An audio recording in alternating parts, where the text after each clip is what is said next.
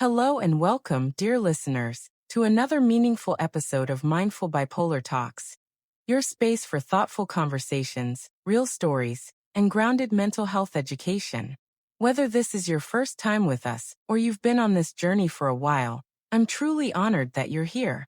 Before we dive in, I gently invite you to take a moment to like, comment, subscribe, and share this episode with a friend, family member, or anyone who needs a little more understanding in their life.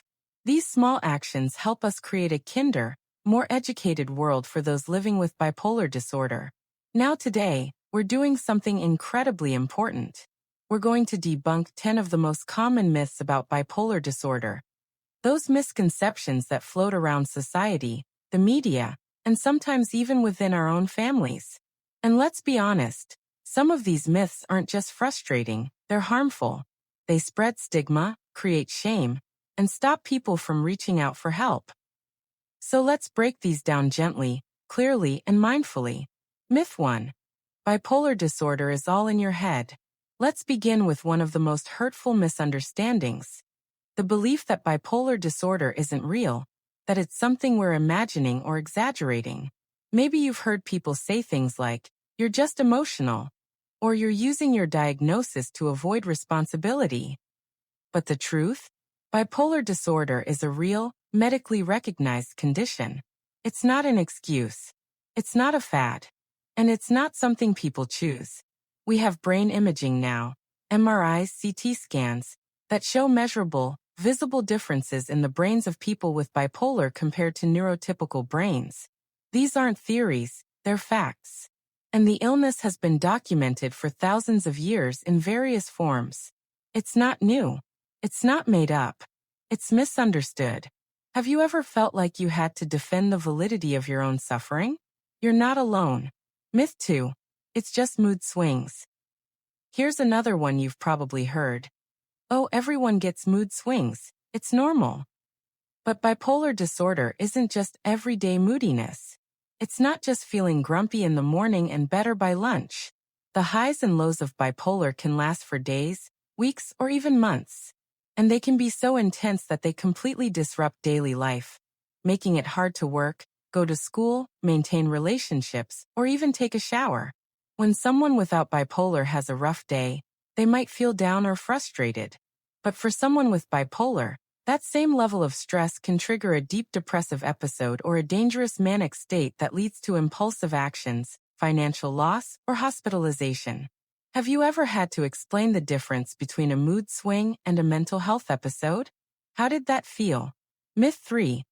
Everyone with bipolar is super creative. This one gets thrown around a lot.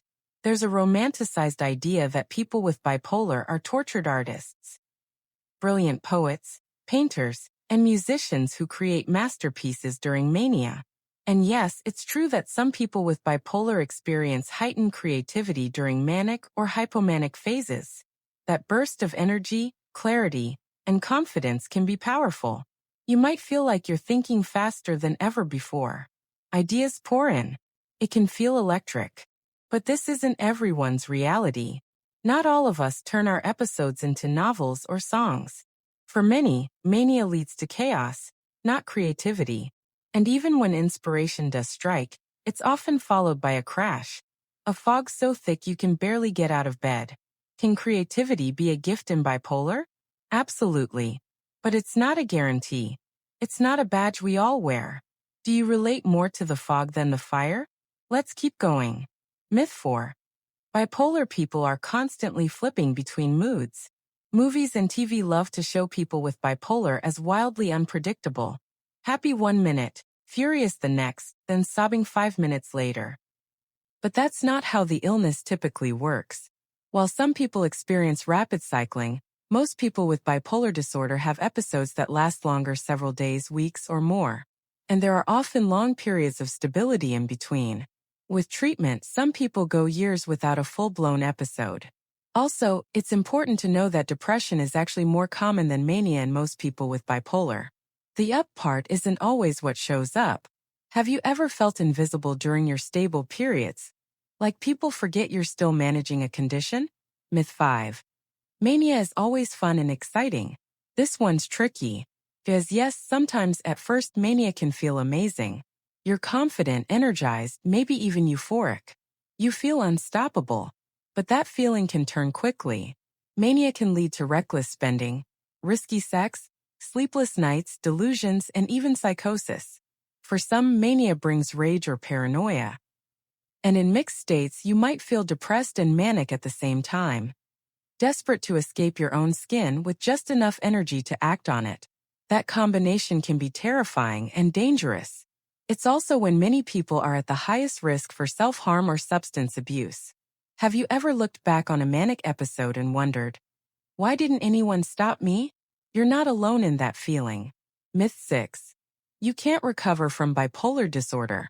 Here's a message of hope. While there may not be a cure for bipolar disorder, recovery is absolutely possible.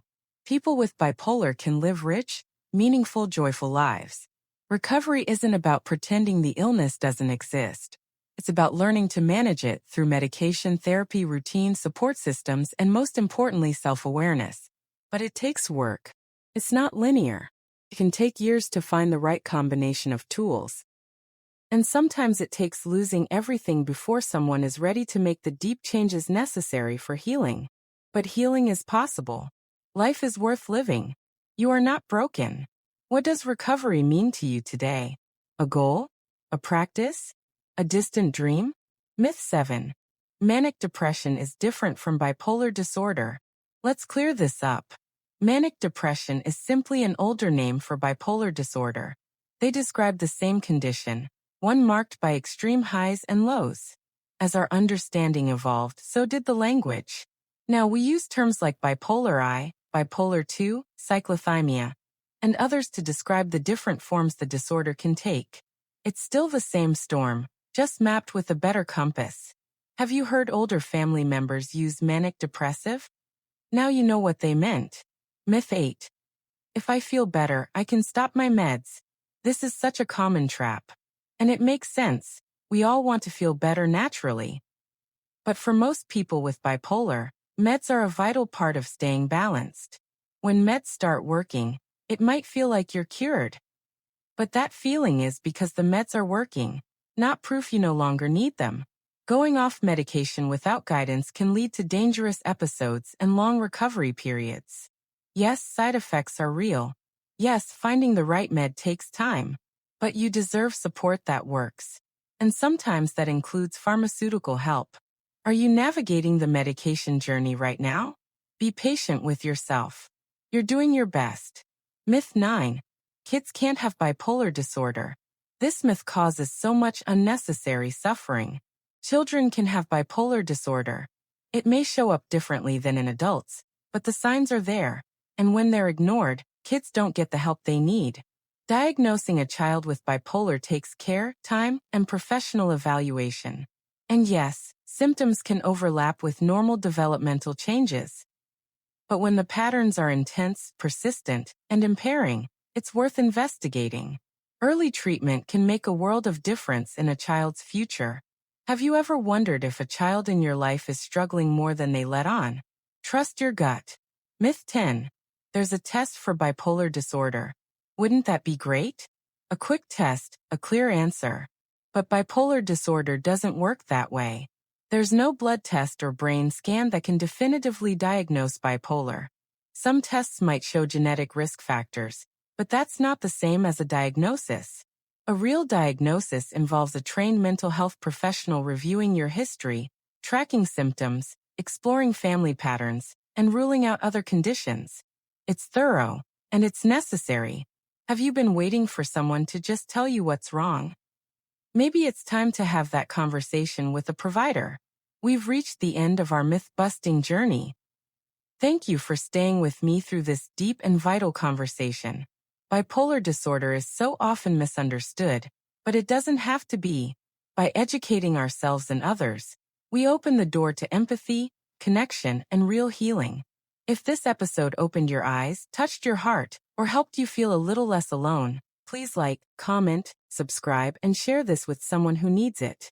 Disclaimer: this podcast episode is for informational purposes only. It is not a substitute for professional medical advice or treatment. If you or someone you love is struggling, please consult with a licensed mental health provider. Until next time, take care of yourself. Be gentle with your story. And know that here at Mindful Bipolar Talks, you are always seen, always heard, and never alone.